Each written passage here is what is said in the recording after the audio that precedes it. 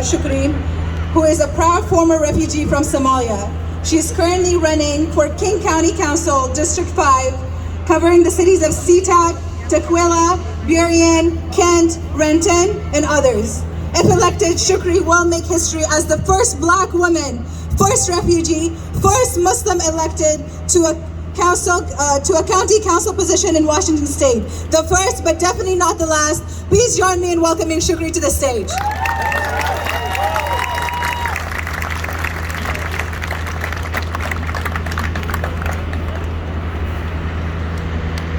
Assalamu alaikum. I'm feeling a lot of emotions, but first I want to thank the organizers. As an organizer, I know how much work that goes into bringing this many beautiful people together, and so thank you for holding space for us to just process and be in community. I want to also thank my sister Anila Afzali for the invitation to speak and for your powerful words. I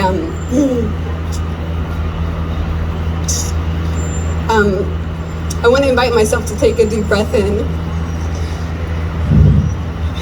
And I want to also invite you to do the same. Because this is a lot. I was just talking to, I think her name is Iman, just about her cousins who are also stuck and who haven't ate in 5 days. She's 10. Thinking about people that are thousands of miles away from here. And I felt that pain. And so I'm not here as a candidate. I am here as a member of this community. I'm here as a Muslim. Most importantly, I am here as your sister in humanity. And I wanted to share an op-ed that I wrote in the South Seattle Emerald last week called From Somalia to Afghanistan.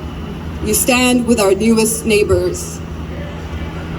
And trigger warning, it's about my experience as a Somali refugee. Fresh fruits and seafood, white sandy beaches and miles of coastland that rival states like Hawaii, markets that are lively until midnight and youth enjoying the freedom to roam unafraid. These are all experiences that my mother talks about when she recalls life before the civil war in Somalia. 30 years ago, a civil war broke out in my birth country. Just a few months before the war, my father died in a tragic car accident. Tensions were palpable, and my family continues to believe that his death was planned and intentional.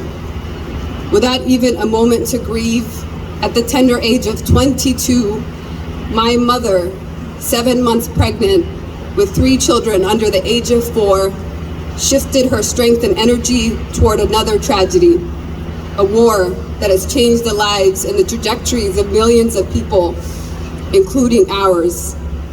I was 4.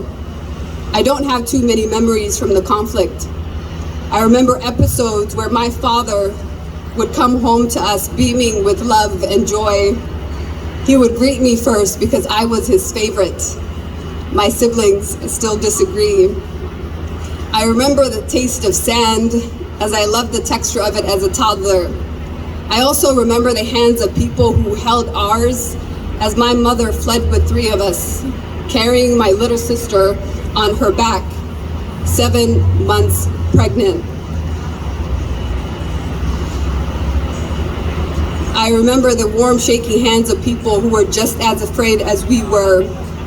I remember the bodies on our path who didn't make it. I remember the horror, and I know that my young brain suppressed some experiences from that trauma to protect itself. From the time I was 4 to 10 years old, we spent 6 years in a refugee camp, praying for an opportunity to find peace and security. We lost the baby my mother was carrying due to malnutrition and nearly lost my younger sister too. Fortunately, after 6 years of fighting with UN officials and proving that my younger sister needed to have urgent heart surgery, my mother was told that we would resettle to the United States. In 1996, at the age of 10, I arrived in the state of Texas with my family, with no historical context about our new country. We soon found home in South King County, in the city of Kent, now the 10th fastest growing city and the most diverse in the country. We were welcomed by educators, including Ms. Kelly at Crestwood Elementary, who extended her love to all of the students in her classroom and beyond. We accessed the food bank, and we had social workers connecting us to additional resources in the community. We were surrounded by helpers who met us where we were and helped us envision a brighter future in our new home. Kent is where we found hope. Kent is where we found a sense of belonging, a sense of safety. Kent is where I went to school, bought a home, raised children, received a doctorate, and made my community. Now, as I did over 20 years ago, new refugees from Afghanistan will be calling Kent, Seattle, and South King County home over the coming days, and more are looking to find their sense of safety here. This week and last week, many of us have been horrified by the images of people fleeing, falling from planes, and risking death because what's waiting for them on the ground is too uncertain. That fear penetrating through the bodies of grown men, women, and children. I felt that fear. I know that fear. I've realized that what is greater than that fear is love. What is greater than that fear is compassion. What is greater than that fear is a community with open hands and an open heart. I know and I felt a deep sense of care in this community, in this state, and I'm calling for all of us to extend the same grace and compassion to our newly arriving siblings from Afghanistan. My hope is that we set aside our judgment and prejudices and we invite our better selves to see our shared humanity, to see that our faiths are interconnected and so is our destiny. Please support the Afghans of Seattle, donate to the Afghan Health Initiative, donate to the launch good that was just launched, provide emergency housing. I will be doing that. I signed up myself. And I want to end with the Somali poet. Somalia's, our nation is known as the nation of poets. Unfortunately, I don't have that talent. Roses are red, violets are blue. That's about it. That's all I have. But Warsan Shire is an amazing poet, and she wrote a poem called Home.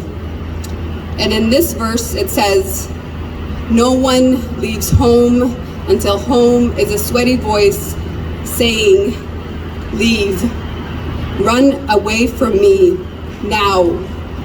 I don't know what I've become, but I know that anywhere is safer than here. Let here be their refuge." Shukran. Thank you.